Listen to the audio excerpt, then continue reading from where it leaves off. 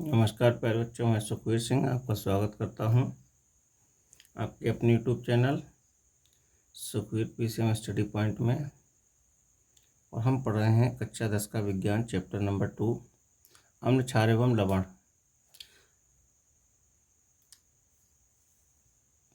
आज हम पढ़ेंगे लवण के बारे में। लवण क्या होते हैं, सबसे पहले ये जानेंगे लवण क्या होते हैं। इससे पहले हम अपने वीडियो में अम्ल और क्षार के बारे में बहुत डिटेल से पढ़ चुके हैं। आज हम जो पढ़ेंगे वो लवण के बारे में।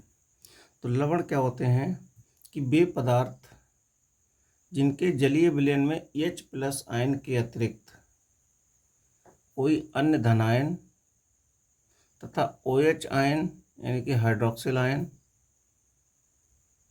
के अतिरिक्त कोई अन्य ऋण आयन हो, उन्हें क्या कहते हैं, लवण कहते हैं। जैसे जिंक सल्फेट इसका सबसे अच्छा उदाहरण है। तो इसमें पहले इसकी हम डेफिनेशन लिखेंगे। क्या लिखेंगे कि वे पदार्थ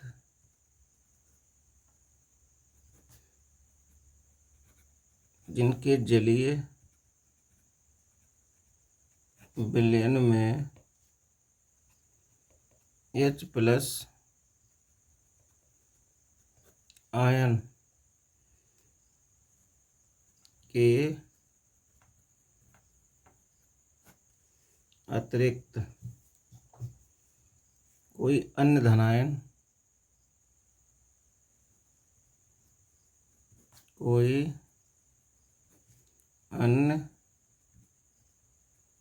धनायन तथा OH- आयन के अतिरिक्त कोई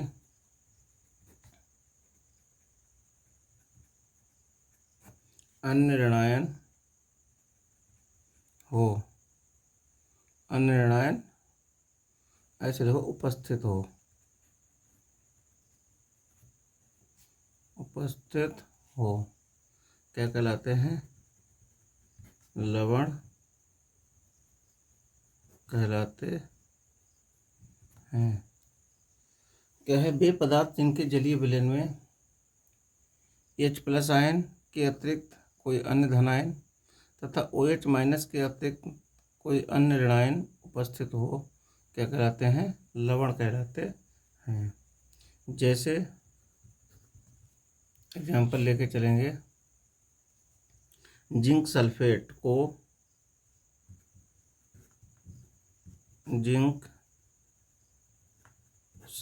क्या होता है, ZnSO4। जिंक सल्फेट को जल में घोलने पर जिंक सल्फेट का यानी कि ZnSO4 का आयनन हो जाता है। आयनन मीन्स क्या होता है, ये अपने अपने आयनों में टूट जाते हैं। आयनन हो जाता है यानी कि आयनन का मतलब ये अपने अपने आयनों में क्या होते हैं, टूट जाते हैं। जैसे ZnSO4 को जल में घोलेंगे तो ZnSO4 क्या हो गया, Zn++ यानी कि डबल प्लस होता है जिंक के ऊपर, SO4 ये कहलाता है सल्फेट आयन, इसके ऊपर 2 नेगेटिव होता है। तो देखो ZnSO4 में क्या है, जिंक Zn के धनायन है, जिंक के धनायन है और सल्फेट के ऋणायन है। तो इसमें H+ के अतिरिक्त कोई कौन सा धनायन है, Zn, और OH- के अतिरिक्त कोई कौन सा ऋणायन है, SO4 यानी कि सल्फेट आयन। ठीक है, तो लिख दो चाहे तो इसका स्पष्टीकरण, इस विलयन में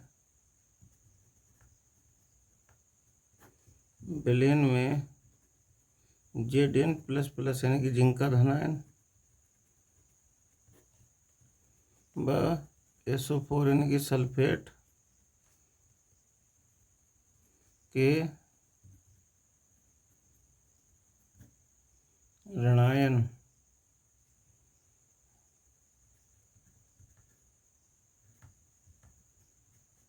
उपस्थित हैं, ठीक है, जो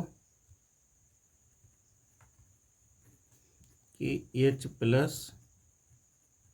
तथा OH- आयन के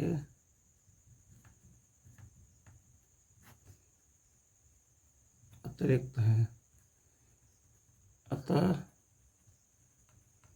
ZnSO4 एक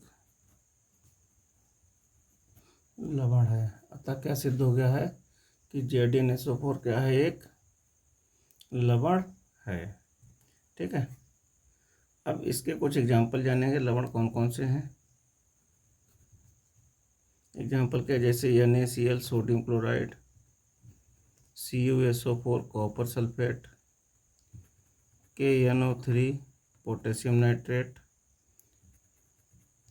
NH4Cl आदि भी क्या हैं, लवण हैं। ये सभी क्या है, हमारे लवण हैं, ठीक है। तो ये हमारे हो गए लवण के बारे में।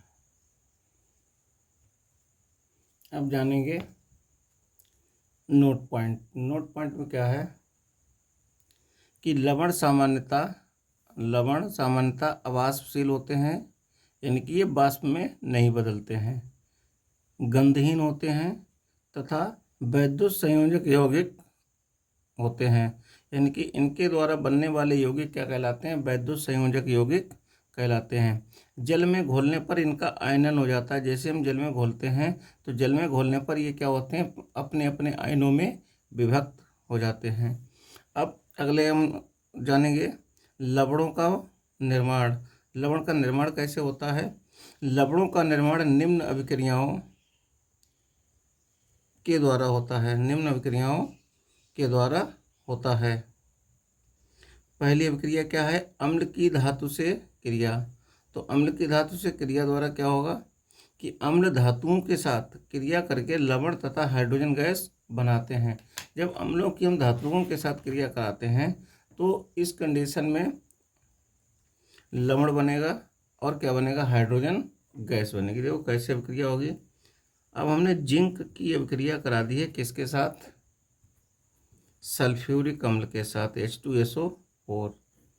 तो क्या करेगा, जिंक सल्फेट आयन के साथ क्रिया करके क्या बना लेगा, ZnSO4 प्लस हाइड्रोजन गैस बना ली। ये सिंबल है हाइड्रोजन गैस, क्या होती है, ये हल्की होती है, इसीलिए एरो इसका ऊपर की ओर होता है, ठीक है। तो ये क्या है हमारा बेटे, बना है जिंक सल्फेट बना है। अब यहाँ पे सोडियम की क्रिया करा रहे हैं हम HCl के साथ। तो HCl के दो अणु ले लो, यानी कि हाइड्रोक्लोरिक अम्ल। ये कौन सा अम्ल है, HCl हाइड्रोक्लोरिक अम्ल। HCl को हम हाइड्रोक्लोरिक अम्ल कहते हैं। तो यहाँ पे बन जाएगा 2NaCl बन जाएगा और हाइड्रोजन गैस निकल जाएगी, जैसे कि हमारे कथन के अनुसार। तो ये कौन सा लवण बना है, सोडियम क्लोराइड, सोडियम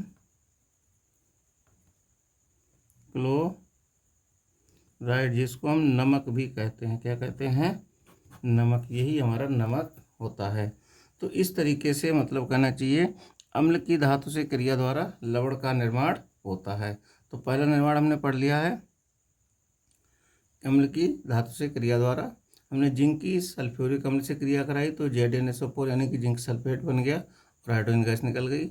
ऐसे हमने सोडियम की क्रिया कराई हाइड्रोक्लोरिक अम्ल के साथ, तो यहाँ पे NaCl बन गया है और हाइड्रोजन गैस निकल गई। तो ये हमारे पहली मतलब कहना चाहिए लवणों के निर्माण की अभिक्रिया है। अब दूसरी अभिक्रिया की तरफ बढ़ेंगे। अब हम पढ़ेंगे दूसरी अभिक्रिया के बारे में कि अम्ल की धातु ऑक्साइडों से अभिक्रिया द्वारा क्या बनेगा बेटे, लवण बनेगा।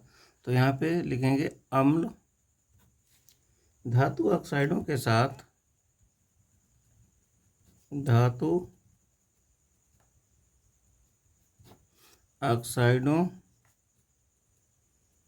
के साथ अभिक्रिया करने पर लवण तथा जल बनाते हैं। क्या बनाते हैं? लवण बनाते हैं और जल। तो धातु ऑक्साइड के रूप में हमने ले लिया है जिंक ऑक्साइड की क्रिया हम हाइड्रोक्लोरिक अम्ल के साथ करा रहे हैं। HCl है बेटे हाइड्रोक्लोरिक अम्ल, तो यहाँ बचेगा ZnCl2 बनेगा लवण जिंक क्लोराइड और जल का एक अणु प्राप्त होगा। तो यहाँ पे बना है जिंक क्लोराइड। ठीक है। अब दूसरी ये है हमारा जिंक ऑक्साइड, जिंक ऑक्साइड। ठीक है। अब हम दूसरी अभिक्रिया ले रहे हैं, कैल्शियम ऑक्साइड की क्रिया करा रहे हैं हम हाइड्रोक्लोरिक अम्ल के साथ। तो CaCl2 बन गया और जल का एक अणु बन गया। तो ये कौन सा लवण है? CaCl2। इसको हम कहते हैं कैल्शियम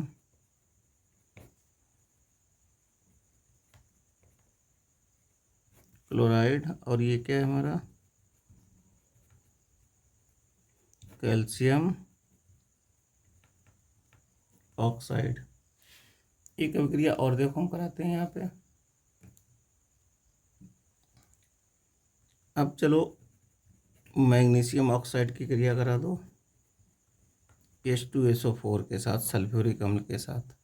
तो ये बन जाएगा MgSO4 बन जाएगा और प्लस जल का एक अणु प्राप्त होगा। तो ये क्या है हमारा बेटे? मैग्नीशियम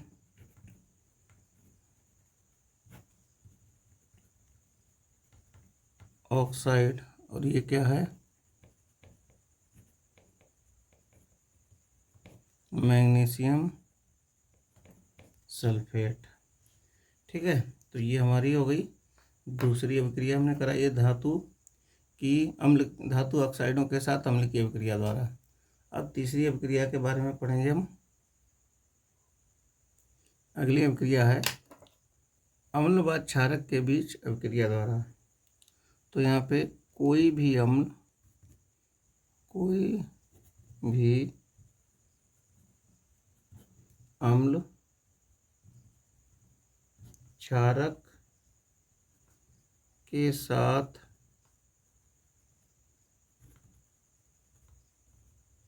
अभिक्रिया करके पूर्ण रूप से क्या हो जाता है? उदासीन हो जाता है तथा लवण प्राप्त होता है, तथा लवण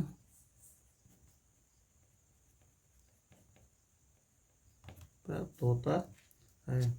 जैसे यहाँ पे अम्ल के रूप में लिया हमने HCl हाइड्रोक्लोरिक अम्ल, और ये क्या होता है? NaOH के साथ क्रिया करेगा। ये है हमारा बेटे अम्ल है HCl, और ये क्या है? क्षारक है, के साथ क्रिया करके क्या बना लेगा? NaCl बना लिया। NaCl प्लस 2 हाइड्रोजन और 1 ऑक्सीजन मिलके क्या बन जाएगा? जल। तो ये क्या है बेटे? हमारा बना लवण, जिसको क्या कहते हैं? सोडियम क्लोराइड, या इसी को हम कहते हैं नमक भी कहते हैं।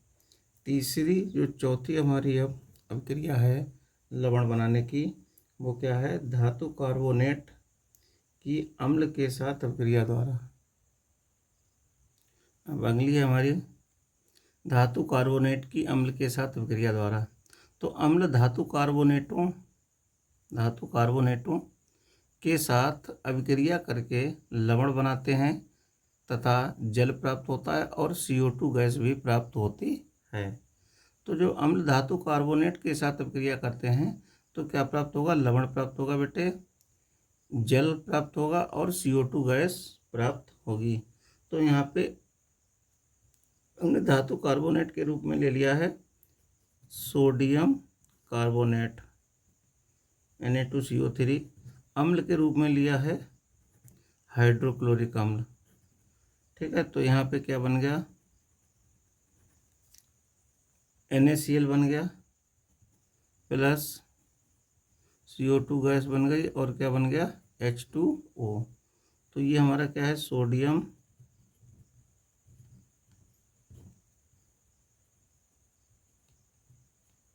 कार्बोनेट। क्या है, सोडियम कार्बोनेट। और ये क्या प्राप्त हुआ, लवण। ठीक है, अब एक और अभिक्रिया करा दें, ZnCO3 जिंक कार्बोनेट के साथ करा दें सल्फ्यूरिक अम्ल की क्रिया।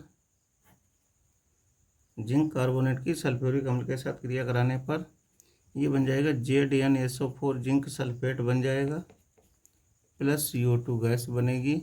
अब प्लस क्या बनेगा, H2O। ये बनेगा लवण, कौन सा बना, जिंक सल्फेट। और ये क्या, ZnCO3 क्या है, जिंक कार्बोनेट। तो ये हमारी कुछ अभिक्रियाएं हुई लवणों के निर्माण के संबंध में। अब आगे हम पढ़ेंगे लवणों के प्रकार। लवण कितने प्रकार के होते हैं, इनके बारे में बहुत अच्छे से हम अध्ययन करेंगे। अब हम पढ़ेंगे लवणों के प्रकार। पहला है हमारा सामान्य लवण। सामान्य लवण क्या होते हैं कि वे लवण जिनमें विस्थापनी यानी कि विस्थापन होने वाला या तो H+ आयन होगा, या तो H+ या OH आयन नहीं होते हैं, यानी कि विस्थापनीय H+ और OH- नहीं होते हैं, सामान्य लवण कहलाते हैं। तो यहाँ पे लिखेंगे कि वे सरल लवण जिनमें विस्थापनीय में विस्थापन होने वाला H+ या OH- आयन नहीं होते हैं, क्या कहलाते हैं बेटे, सामान्य लवण कहलाते हैं। क्या कहलाते हैं, सामान्य लवण कहलाते हैं। जैसे NaCl ये सामान्य लवण हो गया, KNO3 ये सामान्य लवण हो गया, Na2SO4 ये सामान्य लवण हो गया आदि। Na2SO4 को सोडियम सल्फेट, KNO3 को पोटेशियम नाइट्रेट, NaCl को सोडियम क्लोराइड कहते हैं। तो ये हमारे कैसे हैं, सामान्य लवण हैं। दूसरा जो हमारा प्रकार है, दूसरा है जो अम्लीय लवण। अम्लीय लवण, देखो जैसा कि नाम से ही है कि अम्लीय लवण क्या होते हैं कि वे लवण जिनमें विस्थापनीय आयन कौन सा होता है, H+ आयन होता है। तो यहाँ पे वे लवण जिनमें विस्थापनीय H+ आयन होते हैं, इनकी जिनको जलीय विलयन में घोलने पर हाइड्रोजन आयन में टूट जाएगा, क्या कहलाते हैं, अम्लीय लवण कहलाते हैं। क्या कहलाते हैं, अम्लीय लवण कहलाते हैं। अब यहाँ पे एग्जाम्पल जानेंगे, NaHSO4 sodium by sulphate, NaHCO3 ये होता है सोडियम बाई कार्बोनेट आदि कैसे लवण हैं, अम्लीय लवण हैं। ये लवण बेटे कैसे हैं, अम्लीय लवण हैं। अच्छा, इन लवणों का जब हम कहना चाहिए जलीय विलयन में हम घोलते हैं तो ये हाइड्रोजन आयन के रूप में प्राप्त होते हैं। तो जैसे घोलेंगे, अगर यहाँ पे हम NaHSO4 की बात करें तो ये हमें प्राप्त होगा, सोडियम का धनायन प्राप्त हुआ और हाइड्रोजन का धनायन, और यही किसको प्रदर्शित करता है, अम्ल को, और प्लस SO4 सल्फेट का ऋणायन प्राप्त होगा। ऐसे ही हम NaHCO3 को हम जलीय विलयन में घोलेंगे जल में तो सोडियम का धनायन प्राप्त होगा और H प्लस प्राप्त होगा। यही हमारा क्या है, अम्ल यानी कि हाइड्रोजन आयन। अब प्लस CO3 प्राप्त होगा, कार्बोनेट आयन। ठीक है। अब यहाँ पे एक नोट पॉइंट लिखेंगे, बहुत बढ़िया नोट पॉइंट है। ऐसे जो पॉइंट होते हैं ये हमारे परीक्षा में एक एक नंबर के क्वेश्चन में बहुत मदद करते हैं। तो क्या है, इन लवणों का जलीय विलयन अम्लीय क्या होता है, H प्लस आयन के रूप में होता है, के रूप में होता है। इन लवणों का जलीय विलयन क्या होता है, अम्लीय होता है, और किसके रूप में प्राप्त होता है, H प्लस आयन के रूप में प्राप्त होता है। तो ये हमारा हो गया है अम्लीय लवण। अब है क्षारकीय लवण।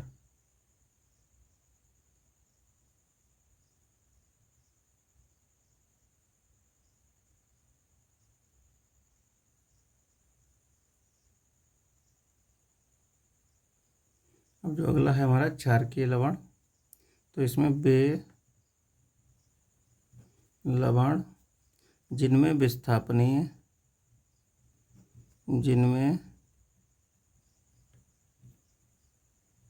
विस्थापनीय OH माइनस आयन होते हैं। ठीक है, क्या कहलाते हैं, क्षारकीय लवण कहलाते हैं। क्षारकीय लवण कहलाते हैं। जैसे एग्जाम्पल है ZnOHCl, ये इनमें OH आयन उपस्थित है। MgOHCl और PbOHNO3 आदि कैसे हैं, क्षारकीय लवण हैं। तो यहाँ पर लो, इन लवणों का जलीय विलयन क्षारीय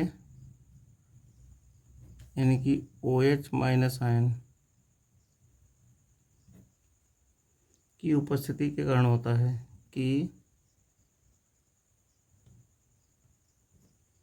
उपस्थिति के कारण होता है। किसकी उपस्थिति के कारण होता है, OH माइनस यानी कि OH आयन की उपस्थिति के कारण होता है। अगला हम पढ़ेंगे मिश्रित लवण। अब नंबर 4 है हमारा मिश्रित। अब हम पढ़ेंगे मिश्रित लवण के बारे में। मिश्रित लवण क्या है कि वे लवण जिनमें एक से अधिक प्रकार के धनायन या ऋणायन होते हैं। क्या है कि वे लवण जिनमें एक से अधिक प्रकार के या तो धनायन होंगे या क्या होते हैं, धनायन या ऋणायन होते हैं, मिश्रित लवण कहलाते हैं। जैसे अब यहाँ पे एग्जाम्पल जानेंगे। एग्जाम्पल क्या है, NaKSO4। अब इसमें सोडियम का धनायन है, पोटेशियम का धनायन है, तो इसमें मतलब कहना चाहिए चाहे तो धनायन एक से अधिक होने चाहिए या ऋणायन एक से अधिक होने चाहिए। तो यहाँ पे धनायन अलग अलग प्रकार के हैं, एक सोडियम का धनायन है और एक कौन सा, पोटेशियम का धनायन प्राप्त होगा। तो ये हमारा मिश्रित लवण हो गया। CaOCl2 कैल्शियम ऑक्सी क्लोराइड कहते हैं इसको आदि मिश्रित लवण हैं। तो इसमें क्या ऑक्सीजन का ऋणायन प्राप्त होगा एक, और एक क्लोरीन का ऋणायन प्राप्त होगा। ये हमारे बेटे कैसे हैं, मिश्रित लवण के उदाहरण हैं। तो इनको आप अच्छे से नोट कर लो। अगला है हमारा, पढ़ते हैं द्विक लवण। द्विक लवण क्या होता है, जैसा कि नाम से ही परिचित है, ये द्विक माने दो और लवण मीन्स लवण, यानी कि जिसमें दो लवण उपस्थित हों। तो इसमें क्या इसकी परिभाषा है, दो या दो से अधिक साधारण लवण अपने अणुभार के अनुपात में मिलाकर उनको क्या करते हैं, हम सांद्रित करते हैं। सांद्रित करके ठंडा करके क्रिस्टलित नए लवण प्राप्त होते हैं। यानी कि दो या दो से अधिक साधारण लवणों को हमने क्या किया, उनके अणुभार के अनुपात में लेकर हमने मिलाया और उनको ठंडा किया। ठंडा करने पर क्या होते हैं, उनके क्रिस्टल नुमा नए लवण प्राप्त होते हैं, जिन्हें हम क्या कहते हैं, द्विक लवण। जैसे जब K2SO4 यानी कि पोटेशियम सल्फेट, ये भी एक प्रकार का लवण है। Al2SO4 का होल थ्राइस यानी कि एल्युमिनियम सल्फेट, ये भी एक प्रकार का लवण है, को उनके अणु द्रव्यमान यानी कि अणु द्रव्यमान कह सकते हो या अणुभार कह सकते हो, बात एक ही है, के अनुपात में जल में घोलकर क्रिस्टलित करते हैं, तब द्विक लवण के रूप में फिटकरी प्राप्त होती है। क्या प्राप्त होती है, फिटकरी प्राप्त होती है। तो ये हमारा क्या है, पोटेशियम सल्फेट, Al2SO4 का होल थ्राइस, एल्युमिनियम सल्फेट और 24 हमने जल के अणु लिए। तो इनको जो हमने कहना चाहिए ठंडा किया है, तो ठंडा करने पर क्या प्राप्त हुआ, K2SO4 इंटू Al2SO4 का होल थ्राइस इंटू 24H2O। तो ये हमारा कहलाता है फिटकरी का सूत्र कहलाता है, जिसे हम कहते हैं पोटास एलम के नाम से भी जानते हैं। इसी प्रकार लेंगे FeSO4 ferrous sulphate plus ammonium sulphate NH4 का होल ट्वाइस SO4 और यहाँ पे 6 जल के अणु ले लिए। तो इसको जो हम कहना चाहिए ठंडा करेंगे, तो हमें जो प्राप्त होगा FeSO4 इंटू NH4 का होल ट्वाइस SO4 और इंटू 6H2O। तो ये प्राप्त हुआ मोहर लवण। ये जाना जाता है मोहर लवण के नाम से, जिसको क्या कहते हैं, ferrous ammonium, ferrous ammonium sulphate. ठीक है, तो ये हमारे द्विक लवण प्राप्त हो गए, जिनमें दो लवण है, इसमें एक फेरस का सल्फेट है और एक अमोनियम का सल्फेट है, अमोनियम का लवण है। तो इनको जो हमने कहना चाहिए सांद्रित किया है, क्रिस्टलित किया ठंडा करके, तो ये क्रिस्टल के रूप में हमें प्राप्त हुए हैं। अब हम पढ़ते हैं संकर लवण या जटिल लवण। हम पढ़ेंगे संकर लवण या जटिल लवण के बारे में, कि वे लवण जिनमें आयन या उदासीन अणु किसी धात्विक धनायन के साथ उपसय संयोजक बंध बनाते हैं। क्या है, वे लवण जिनमें आयन या उदासीन अणु किसी धात्विक धनायन के साथ उपसय संयोजक बंध बनाते हैं, क्या कहलाते हैं, संकर लवण कहलाते हैं। तो यहाँ पे क्या है, K4FeCN होल 6, तो ये कहलाता है पोटेशियम फेरोसाइनाइड। यहाँ पे धात्विक धनायन कौन बना रहा है, धात्विक धनायन कौन है, पोटेशियम। अब CuNH3 होल 4 और SO4, ये कहलाता है क्यूप्रिक अमोनियम सल्फेट। ये कहलाता है हमारा क्यूप्रिक अमोनियम क्लोराइड, CuNH3 का होल 4 और Cl2, ये कहलाता है क्यूप्रिक अमोनियम क्लोराइड। ये हमारे कैसे लवण हैं, संकर लवण या जटिल लवण हैं। इनको आगे आपको जब इंटर क्लास में जाएंगे तो डिटेल में पढ़ने को मिलेगा। ठीक है, तो ये उम्मीद करते हैं आपको समझ में आए होंगे। इनको आप अच्छे से 2 से 3 बार याद करेंगे। और याद कैसे करेंगे, ऐसे नहीं याद करेंगे, याद करने का सबसे अच्छा तरीका है इसको कॉपी पे लिख लिख के याद करो। क्योंकि बच्चों की सबसे बड़ी कमी क्या होती है कि वो पढ़ते रहते हैं, ये रिएक्शन कभी भी पढ़े से जल्दी याद नहीं होती। जब आप इसको लिखोगे कॉपी पे अपनी राइटिंग में, तो ये जल्दी याद होंगे। ठीक है, तो मिलते हैं अपने नेक्स्ट वीडियो में। जय हिंद, जय भारत।